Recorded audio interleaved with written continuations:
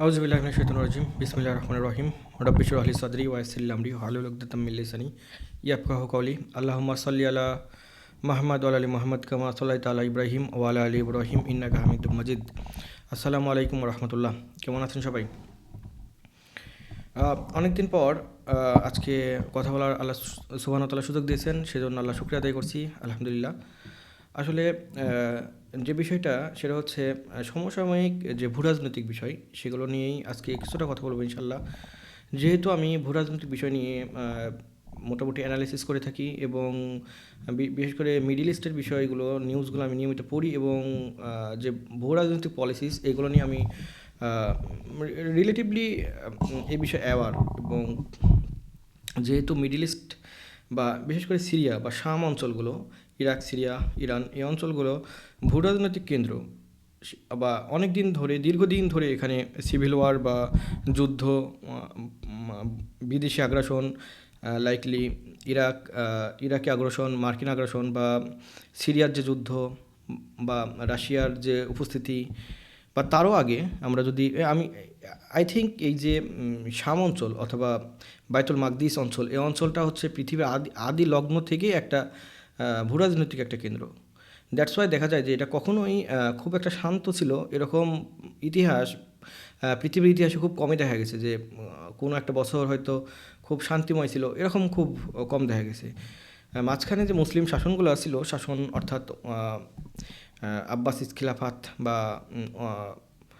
তারপরে হচ্ছে Ottoman empire বা ওসমানী সাম্রাজ্য, এই সময়গুলোতে ফিলিস্তিন অংশগুলো রিলেটিভলি শান্ত ছিল বা নিরাপদ ছিল। বাট তার আগেও দেখা গেছে যে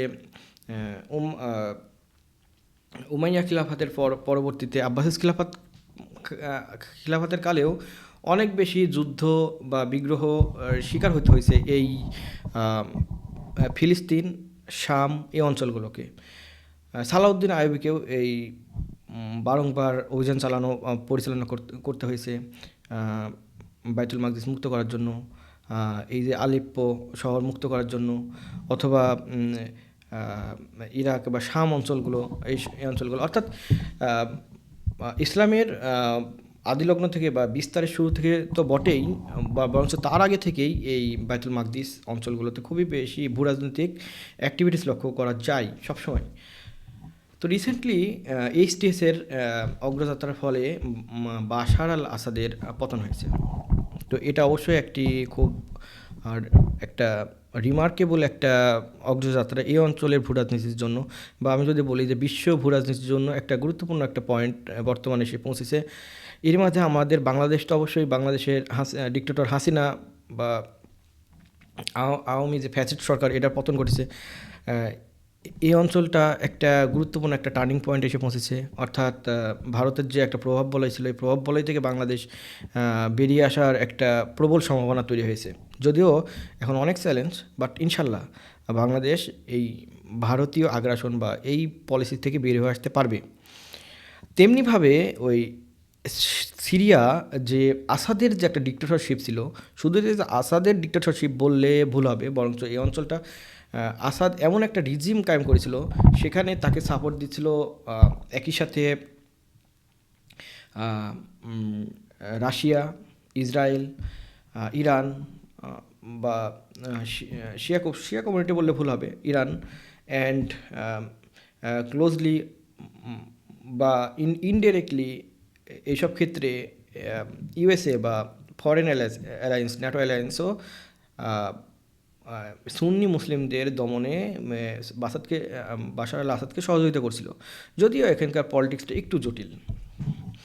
তো এখানকার আসলে ভূরাজনীতি যে লাস্ট যে সিভিল ওয়ার শুরু হয়েছিল 2011 সালে, যদিও যে বর্তমান যে প্রেসিডেন্ট ছিল বাশার আল আসাদ, পিতা তার পিতার কাছ থেকে হাফিজ আল আসাদ, তার থেকেই এই অঞ্চলগুলো সুন্নি মুসলিমদের জন্য একটা অনিরাপদ স্থানে পরিণত হয়েছিল এবং অনেক বেশি নির্যাতন বা অত্যাচারের শিকার হয়েছিল। এবং তা হওয়ারই কথা ছিল, যেহেতু আমরা দেখতে পাচ্ছি যে সিরিয়ায় সুন্নি মুসলিমদের সংখ্যা 70%-এর বেশি। On the other hand the Shia Muslims 13%-এরও কম, বা কিছু কিছু ক্ষেত্রে হয়তো একটু আরও বেশি কম হবে।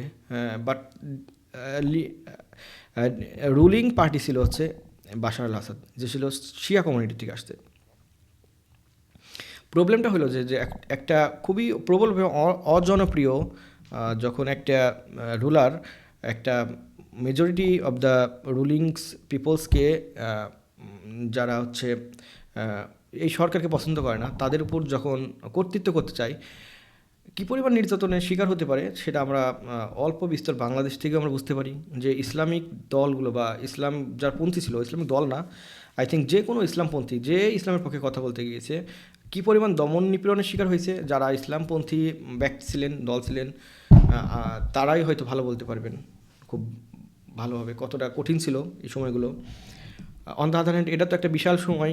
1971 সাল থেকে বাশার আল আসাদের পিতা হাফিজ আল আসাদ সেই শাসন করে যাচ্ছেন, এবং শুধুমাত্র 2-3-4 বছরে 5 লাখের বেশি মানুষকে, সুন্নি মুসলিমদেরকে হত্যা করে ফেলেছে বাশার আল আসাদ। সেটা হচ্ছে 2011 সালের পর থেকে, যখন আরব বসন্ত শুরু হয়, তারপর থেকেই। তো এখন আমি আজকে একটু বিষয় আলোচনা করি যে এটা যে হঠাৎ করে যে এই স্টেজের উত্থান, এটা কি মুসলিমদের জন্য ভালো হলো বা খারাপ হলো, বা কেন আসলে এই উত্থানটা এই সময়েই হলো, এই বিষয় নিয়ে অনেক কনফিউশন আছে। আমি একটু ইন ডিটেলস না গিয়ে খুব সংক্ষেপে আলোচনা করি। সেটা হলো যে এই যে 2016 সালের দিকে পুরো সিরিয়ার প্রায় দামেস্ক বাদে অঞ্চলগুলো ইসলামিক স্টেটসের আন্ডারে চলে আসে। শুধুমাত্র যে সিরিয়া অঞ্চল সেটাই না, বরঞ্চ ইরাকের একটা বিস্তৃত একটা অঞ্চল ইসলামিক খিলাফাতের, অর্থাৎ ইসলামিক স্টেটস যখন ইসলামিক খিলাফাতের ডাক দিল বা ঘোষণা করলো, তখন থেকে এই অঞ্চলটা ইসলামিক স্টেটসের আন্ডারে চলে আসছিল। বাট সে সময় একবার এমন হয়েছিল যে দামেস্ক পতন হয়ে যাবে, বাট হয় নাই। সেখানে রাশিয়া উপস্থিত হয়েছে, একইভাবে আমেরিকা, কুর্দিস পার্টিস যেগুলো আছে, পিকেকে, আর যেটা বর্তমানে এসডিএফ, অর্থাৎ ডেমোক্রেটিক ফ্রন্ট অফ দ্য কুর্দিস যেটা পার্টি, তাদের সহযোগিতায় এগিয়ে আসলে এই অঞ্চলগুলোতে আসাদ টিকে যায়। আসাদ টিকে গেলেও সেটা অন্যান্য, যদিও এখানে প্রাইমারিলি যে অপারেশন সেটা ইসলামিক স্টেটসের উপরে ছিল, বাট অন্যান্য ইসলামিক দল যেমন আল কায়দা রিলেটেড নুসরা ফ্রন্ট, সেই ফ্রন্টগুলো আস্তে আস্তে অঞ্চলগুলো হারাই ফেলে এবং তাদের উপরে খুব সহজেই আসাদ প্রভাব বিস্তার করতে শুরু করে।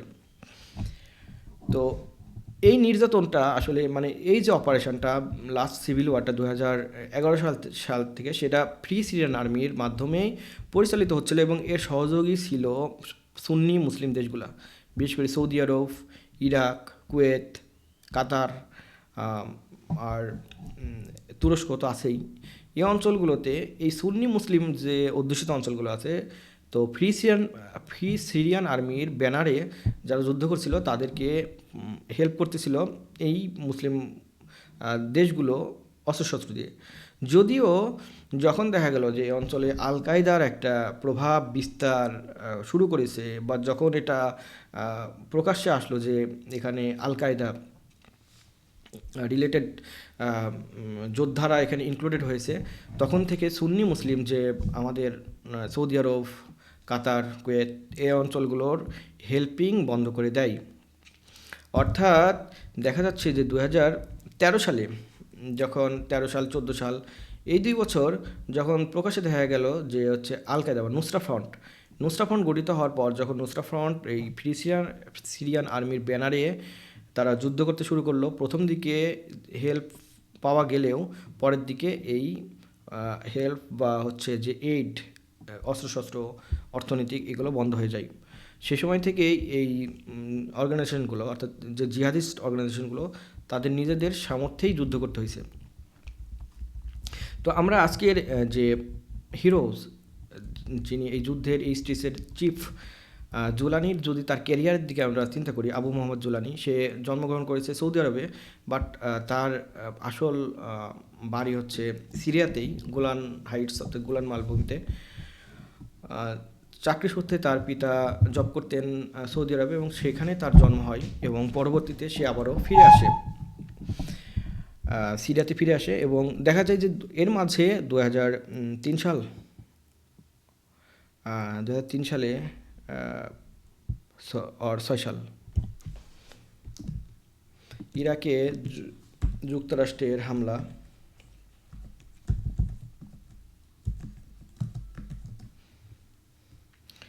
2003 সালে যখন মার্কিন আগ্রাসন হয় ইরাকে, তখন এই জুলানি ইয়াতে চলে আসে, ইরাকে চলে আসে এবং আম, মার্কিন প্রতিরোধ বাহিনীতে যোগদান করে। এর পরবর্তীতে সে যখন আল কায়দার আন্ডারে, সে আল কায়দার আন্ডারেই কাজ করতেছিল, যদি মার্কিন প্রতিরোধ বাহিনীতে কাজ করলেও তাদের একটা নির্দিষ্ট একটা অর্গানাইজেশন ছিল যেটা আল কায়দা রিলেটেড।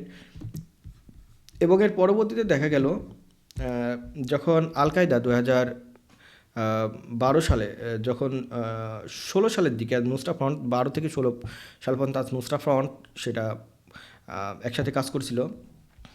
কিন্তু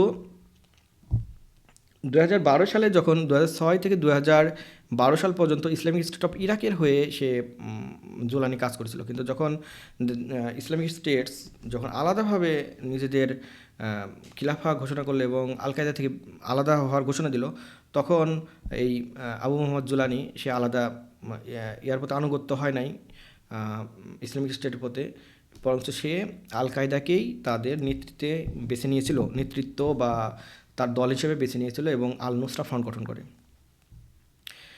আল নুসরা ফ্রন্ট গঠন করলেও 2016 সালে যখন আসাদ সরকারের যে নিপীড়নটা বেড়ে গেল, বিশেষ করে যখন ইসলামিক যে দলগুলো আছে এই অঞ্চলগুলো হারিয়ে ফেলছিল সিরিয়ান, তখন তার রাজনৈতিক পরিবর্তন, আমি তার রিসেন্টলি কিছু সাক্ষাৎকারও দেখছি, সে সাক্ষাৎকারে সে বলছিল যে মানুষ বয়সের সাথে সাথে বুদ্ধিমান হয়।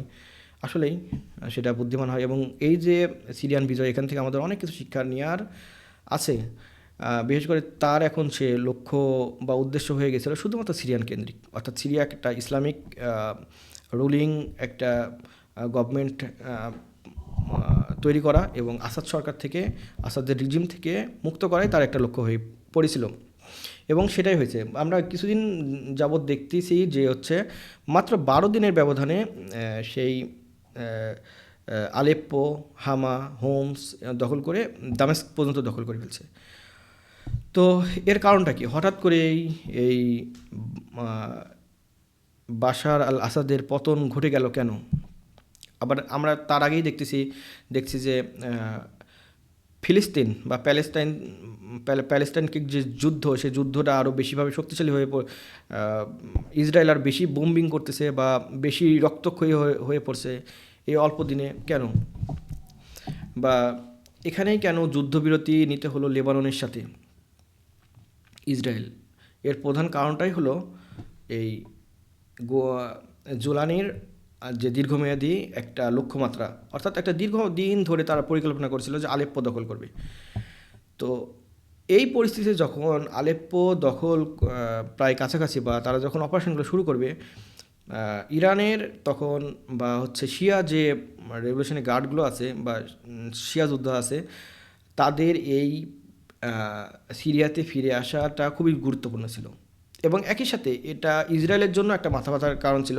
যদি কোনো ইসলামিক গ্রুপ বা ইসলামিক স্টেটস হোক বা আল কায়দা রিলেটেড হোক, সেটা যদি সিরিয়ার দখল করে নেয়, সেটা অবশ্যই ইসরায়েলের জন্য একটা মাথা ব্যথার কারণ হবে।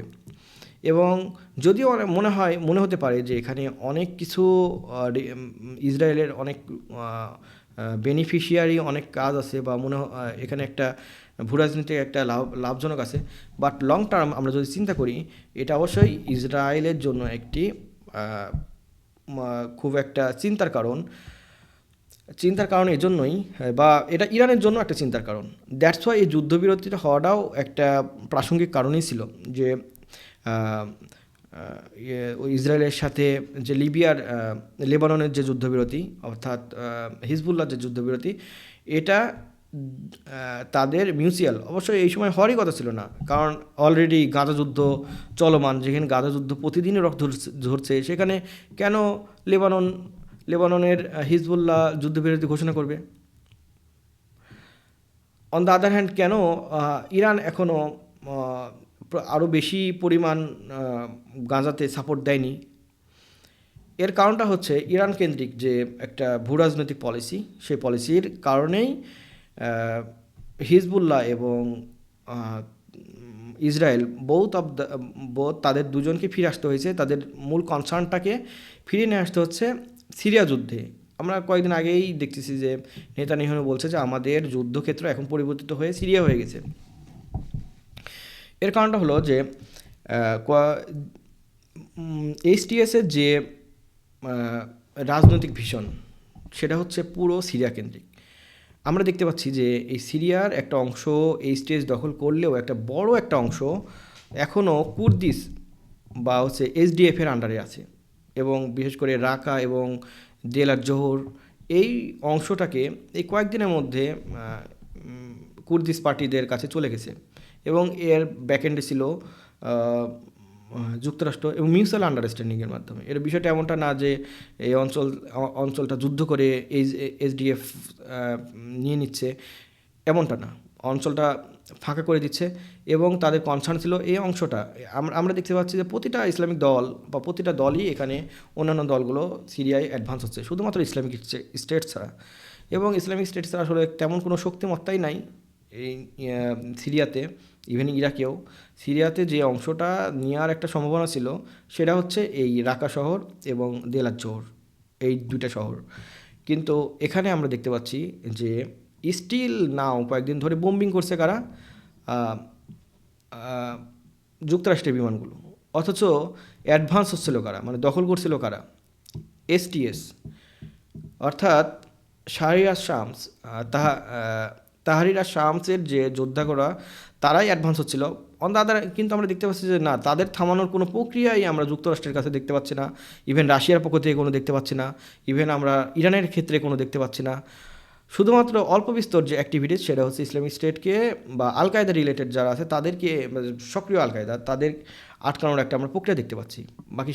বাকি ক্ষেত্রে আমরা দেখতে পাচ্ছি যে না, এটা একটা মিউচুয়াল আন্ডারস্ট্যান্ডিংয়ের মাধ্যমেই অঞ্চলগুলো দখল হয়ে যাচ্ছে। এখন এইচটিএসের যে যুদ্ধ সক্ষমতা, এটার কাছে সিরিয়ান যে সিরিয়ান যে গভর্নমেন্ট যে বাহিনী ছিল এটা একেবারে অসহায়। এর কারণটা হলো যে সিরিয়ার মূল সেনাবাহিনী টিকে ছিল আসাদ রাশিয়ান সাপোর্টে। তো রাশিয়া তো অলরেডি একটা যুদ্ধের ক্ষেত্রে জড়িয়ে পড়ছে, লং টার্ম যুদ্ধে। আমরা জানি যে একটা লং টার্ম যুদ্ধ কী পরিমাণ তাদের শক্তিমত্তা কমাই দিতে পারে, তার একটা উদাহরণ হলো মার্কিন যুক্তরাষ্ট্র লং টার্ম একটা যুদ্ধ করেছে আফগানিস্তানে। আমরা জানি যে আফগানিস্তানে তাদের একদম কী ধরনের পরাজিত হয়েছে, যদিও তারা সৈন্য উইথড্র করেছে, কিন্তু তাদের যে সক্ষমতা কতটা কমে গেছে। এই দিক থেকে চীন কিভাবে ভূ রাজনীতিতে ঢুকে পড়েছে, ইন্ডিয়া অগ্রসর হয়ে পড়েছে, সেভাবেই মাত্র 1 বছরের যুদ্ধে আমরা দেখতে পাচ্ছি রাশিয়ার যে শক্তিমত্তা সেটা অনেক বেশি লেস হয়ে গেছে, এবং তার এই আর সিরিয়াতে মাথা গলানোর মতো কোনো শক্তিমত্তা এই মুহূর্তে আর অবশিষ্ট নাই। যদি সে এখানে তার যদি সে ক্যাচ করতে চায় সিরিয়াকে, তাহলে তাকে তার সেই যুদ্ধগুলো, অন্যান্য যুদ্ধগুলো থেকে তাকে ফিরে আসতে হবে রাশিয়াকে। রাশিয়া ইউক্রেনে যে যুদ্ধ করছে, ইউক্রেনকে অবশ্যই ছেড়ে দিয়ে চলে আসতে হবে, সেটা রাশিয়ার পক্ষে সম্ভব না। দ্যাটস ওয়াই এর একটা অবধারিত একটা বিষয় ছিল যে এই অঞ্চলগুলো সুন্নি জিহাদিস্ট গ্রুপের হাতে চলে যাবে, অর্থাৎ এটা আরও আগেই চলে আসতো। কিন্তু যেহেতু একটা প্রস্তুতিমূলক, আমরা জানি জুলানি একটা খুবই ঠান্ডা মাথার বা একদম প্রকৃত একদম ট্রু লিডার। তার আমরা জীবনে পড়ি, সে 2006 সালে যখন গ্রেপ্তার হয় এবং পরবর্তীতে ছাড়া পায়, এবং সে যুদ্ধক্ষেত্রে এত অভিজ্ঞ, পর্যায়ক্রমিক সে যুদ্ধের স্ট্র্যাটেজি বুঝতে পেরেছে। এবং একটা বর্তমানে এখানে আমাদের একটা শিক্ষাটা কি, আমরা যে গ্লোবাল ইসলামিক খিলাফত প্রতিষ্ঠা করতে চাই, সে প্রতিষ্ঠার অনেক বেশি প্রতিবন্ধকতা এখন রয়েছে। বিশেষ করে মুসলিমদের যে শক্তিমত্তা, সেই শক্তিমত্তা যুক্তরাষ্ট্র বা অন্যান্যদের তুলনায় একেবারেই বলার কাছাকাছি নয়। সেক্ষেত্রে এই আমরা যদি একটা নির্দিষ্ট এলাকাকে কন্ট্রোল করতে চাই, সেটা আমাদের জন্য সহজ। যেমন ধরেন ইরাক, আফগানিস্তান কী ধরনের তারা যুদ্ধ প্রস্তুতি নিয়েছিল, যে তারা শুধুমাত্র ইসলামিক রুলস অ্যাপ্লাই করবে অনলি ইন আফগানিস্তান।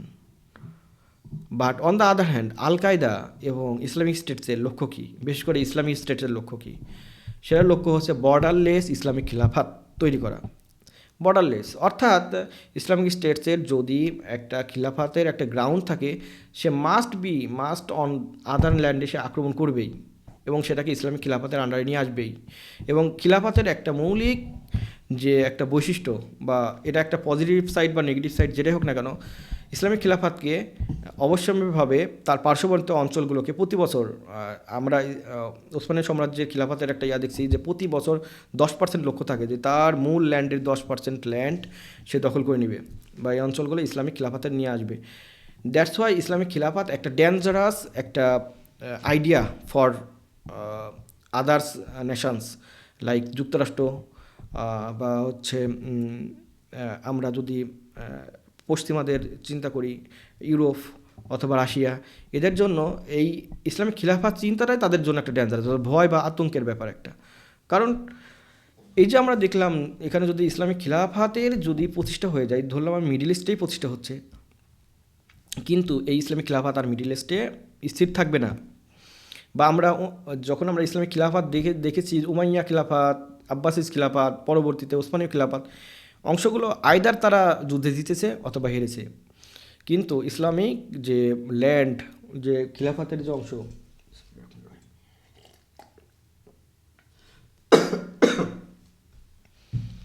এই অংশগুলো ক্রমান্বয়ে বৃদ্ধি পেয়েছে অথবা শক্তিমত্তা হয়ে ইসলামিক খিলাফতের ভূমি কমে গেছে।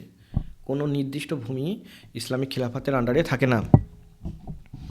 দ্যাটস ওয়াই এইখানে যে যুক্তরাষ্ট্রের যে মূল ভয় সেটা হচ্ছে এই আল কায়দা অথবা ইসলামিক স্টেটসকে নিয়ে। বাট রেদারলি কোনো একটা যদি কান্ট্রিতে ইসলামিক রেভলিউশন হয়, ইসলামিক আইন চালু হয়, সেটা যুক্তরাষ্ট্রের জন্য খুব বেশি কনসার্নের না, বা ক্রুসেড শক্তির জন্য খুব বেশি কনসার্নিং ব্যাপার না। এজন্য এটা সহজ ছিল, কি রিলেটিভলি সহজ ছিল যে বাশার আল আসাদকে এই মুহূর্তে পতন করা। এখন প্রশ্ন হলো যে বাশার আল আসাদ পতনের ফলে ইসরায়েল কি লাভবান হলো কি না?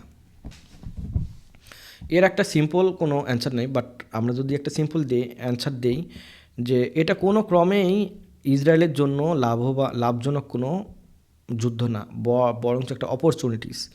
এই অপরচুনিটিসটা যেমন ইসলামিক দলগুলোর আছে, কুর্দিশ পার্টিরও আছে, একইভাবে ইসরায়েলেরও আছে। আমরা দেখতে পাচ্ছি যে ইসরায়েল গোলান মালভূমি তো যে অংশটা দখল করতো, যে অংশটা, সেটা তো তাদের আছেই। নতুন করে তারা গোলান মালভূমির আরও একটা অংশ দখল করে নিয়েছে যেটা সিরিয়ার ছিল। তো ইসরায়েল অবশ্যই এখানে চাইবে যে তাদের ল্যান্ডটাকে মোর সিকিউর করার জন্য এবং মোর ভূমি দখল করে নেওয়ার জন্য। আরও একটা বিষয়টা হচ্ছে যে এই যুদ্ধের ফলে গাজা উপত্যকা কি আরও বেশি একাকী হয়ে পড়লো কি না? অবশ্যই এটা বলতেই হবে যে গাজা উপত্যকা অবশ্যই, মানে গাজা যে ভ্যালি, বা এটা একেবারেই আরও বেশি অরক্ষিত হয়ে পড়লো। কারণ এখান থেকে যে ইরান কেন্দ্রিক যে সাহায্য, যদিও আমি জানি না যে লাস্ট ইয়ার্সগুলোতে এই কয়েক মাসে কেমন সাপোর্ট পেয়েছে, আমরা দেখতে পাচ্ছি যে অলমোস্ট গাজার অধিকাংশ, ফিলিস্তিনের যে গাজার অংশ ধ্বংস হয়ে পড়েছে, বসবাসের উপযোগী স্থান 30%-এর নিচে নেমে চলে আসছে কয়েকদিনের ব্যবধানে, এবং পুরোপুরি গাজা সিটি ধ্বংস হয়ে গেছে। ওখানে যদি আর কিছুদিন ইসরায়েল যুদ্ধ চালায়, এখানে যুদ্ধ বললে ভুল হবে, একটা গণহত্যা যদি চালাতে থাকে, কোনো মানুষকেই হয়তো আর খুঁজে পাওয়া যাবে না। গাজা উপত্যকাতে কোনো মুসলিমকে আর খুঁজে পাওয়া যাবে না। প্রতিদিন মৃত্যুর একটা মিছিল চলছে। অর্থাৎ গাজা একটা ছোট সিটি, একেবারে ছোট, অর্থাৎ 345 কিলোমিটার বা 350 কিলোমিটার এরকম একটা 360 কিলোমিটারের একটা ছোট একটা শহর হচ্ছে গাজা, যেটা একটা উপজেলার সমান, বা একটার বেশি, অর্থাৎ দুইটা উপজেলা বললে ভুলই হয়, একটা উপজেলা, কোনো উপজেলা 360 বর্গ কিলোমিটার আছে। তো এরকম একটা সিটিতে প্রতিদিন 150 মানুষ মারা যাচ্ছে, তাদের চিকিৎসা সেবাগুলো ধ্বংস হচ্ছে। কোথায় আবার হামলা চালাচ্ছে? এই হাসপাতালগুলোতে, স্কুলগুলোতে, যেখানে কোনো মতে একটু আশ্রয় নেওয়া যায়, এইসব জায়গাতে ইসরায়েলের হামলা। যাই হোক, তো ফিলিস্তিনের গাজার জন্য তো এটা একটা বড় ধাক্কা বা একটা অপরচুনিটিস, দুটাই হতে পারে। এর কারণটা হলো যে লং টার্মে অবশ্যই ইরান গাজাকে সাপোর্ট করতো না, বা আমরা ইরানের থেকে যে ধরনের যুদ্ধ কৌশল আশা করছিলাম বা যে ধরনের সাপোর্ট আশা করছিলাম এই কয়েক বছরে, মানে গত এক বছরে কিছুই পাওয়া যায় নাই। বরঞ্চ এখন মনে হচ্ছে যে এই যুদ্ধ যুদ্ধ তো শুরু করেছিল যে প্রতিশ্রুতি দিয়ে, এক ধরনের বিট্রে ইরান করেছে গাজার সাথে। বা যুদ্ধবিরতি কি কোনো মতেই একটা প্রযোজ্য বিষয়, যেখানে অলরেডি প্রতিদিনই গাজার মুসলিমরা মারা যাচ্ছে, সেখানে লেবানন যুদ্ধবিরতি করছে হিজবুল্লাহ। এর কারণটা কি? হিজবুল্লাহ এবং ইসরায়েলের মিউচুয়াল আন্ডারস্ট্যান্ডিং সেটা ছিল, সেটাকে আটকিয়ে দেয়া এইচটিএসকে। তো এইচটিএস যদিও আল কায়দার মতো একটা বৃহৎ চিন্তাধারা এখন আর বহন করে না, বা ইসলামিক স্টেটের উপর খুব একটা আগ্রাসীভাবে অন্যান্য অঞ্চল দখল করে নেওয়ার মতো অবস্থা নাই, বাট যেহেতু জুলানির বাড়ি বা হোম সিরিয়াতেই, অবশ্যই এটা সিরিয়ার উপরে, ইসরায়েলের উপর লং টার্ম প্রভাব পড়বেই এবং ফিলিস্তিনের পাশে দাঁড়াবে, এটাই আমরা প্রত্যাশা করি।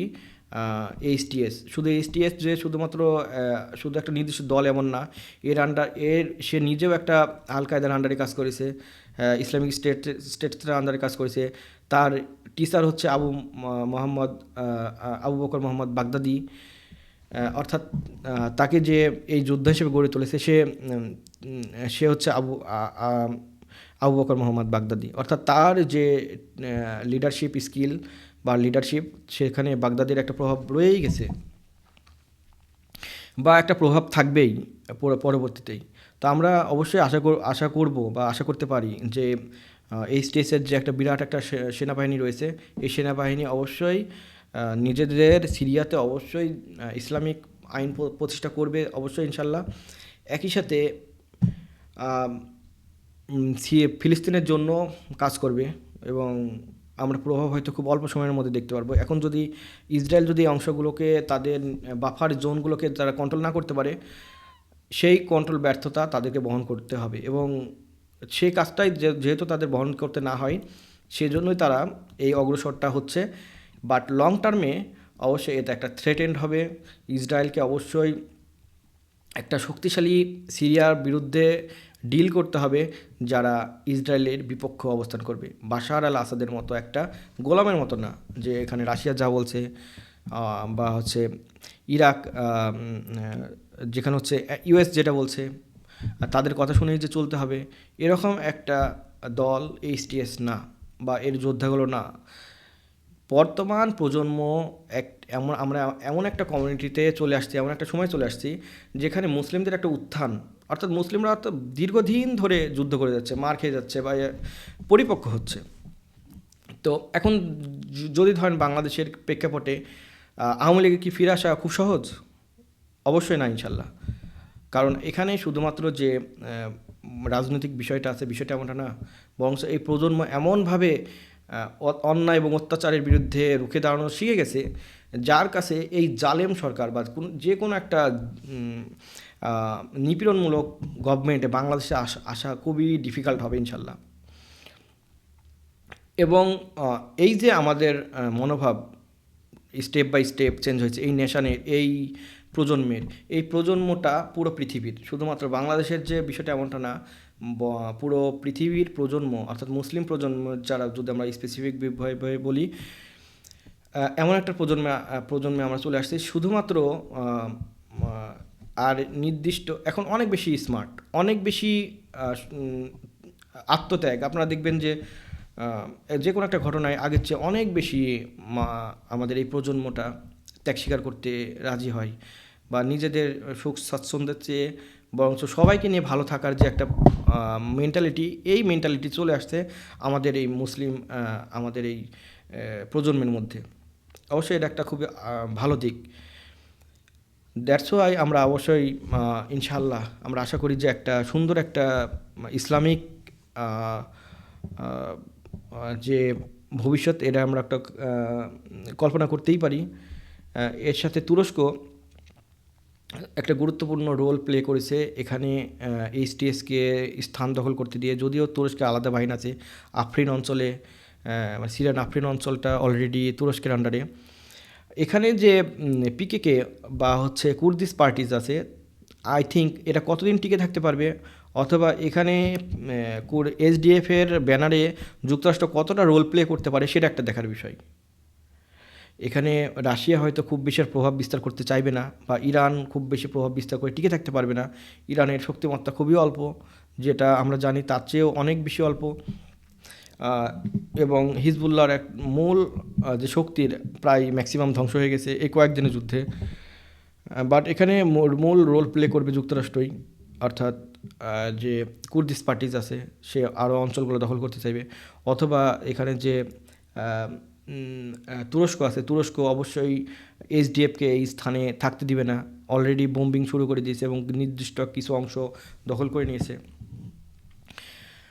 That's why. এবং এখান থেকে আরও একটা হতে পারে, ইরাকে ইসলামিক স্টেটস বা আইএসের শক্তিশালী হতে পারে, যেহেতু একটা মুভমেন্টস এখানে চলে আসছে। That's why. এবং সিরিয়া কেন্দ্রিক যে চিন্তাধারা বা ফোকাস থাকবে সিরিয়া, এবং ইরাকের ফোকাস এত বেশি রাখা সম্ভব হবে না। এবং ইরানেরও ইরাকে যে তাদের গভর্নমেন্ট আছে, এই গভর্নমেন্ট কতদিন শক্তিশালী থাকতে পারবে এটা সময় বলে দিবে। তবে আমি যে ধরনের ভূরাজনৈতিক অ্যানালাইসিস করে এখান থেকে আমি বলতে পারি এখানে ইসলামিক স্টেটস বা অন্যান্য জিহাদিস্ট গ্রুপ আল কায়দা রিলেটেড এগুলো শক্তিশালী হবে। এবং হয়তো আমরা কিছুদিনের মধ্যেই দেখতে পারবো যে ইরাকেও ইসলামিক সুন্নি মুসলিমরা নতুন করে নতুন এরিয়া দখল করছে ও নতুন করে ইসলামিক খিলাফতের স্বপ্ন দেখছে, অথবা ইসলামিক বিচার ব্যবস্থা, আইন বিচার ব্যবস্থা, ইসলামিক শরিয়া ল জারি করার চেষ্টা করছে। এরকম অ্যাক্টিভিটিস আমরা দেখতে পারবো। এবং সিরিয়া এই বিজয় মুসলিমদের জন্য একটা অনুপ্রেরণা হিসেবে কাজ করবে, এবং ভবিষ্যতে বাইতুল মাকদিস মুক্তিতে এই বিজয় অবদান রাখবে, সেটাই আমি মনে করি ইনশাল্লাহ, এবং এই প্রত্যাশায় ব্যক্ত করি ইনশাল্লাহ আল্লাহ একদিন আমাদের বাইতুল মাকদিস, এই যে আমি এটাও কিনেছিলাম আসলে এই প্রতিজ্ঞা থেকেই, যে কোনো না কোনোভাবেই যেন আমি না ভুলে যাই, আমরা না ভুলে যাই আসলে নেভার ফরগেট প্যালেস্টাইন। আমরা এমন একটা প্রজন্ম, আমার ফিলিস্তিনের অত্যাচার রক্তঝরা দেখে দেখে, মুসলিমদের রক্তঝরা দেখে দেখে বড় হয়েছি, এবং যে কোনো অত্যাচার নির্যাতনে আমরা আমরা দৃঢ় প্রতিজ্ঞ ইনশাল্লাহ একদিন আমাদের হাত ধরেই, আমাদের রক্তের উপর দিয়ে, আমাদের শাহাদতের উপর দিয়েই বাইতুল মাকদিস মুক্ত হবে। এবং আমরা দৃঢ়ভাবে নতুন প্রজন্মের যে ইসলামিক খিলাফা, ইসলামিক রুল, এগুলা দেখে যেতে পারবো। আল্লাহ আমাদের সেই সৌভাগ্য দান করুন। সেটা বলে আমি আমার কথা শেষ করছি। আসসালামু আলাইকুম রহমতুল্লাহ।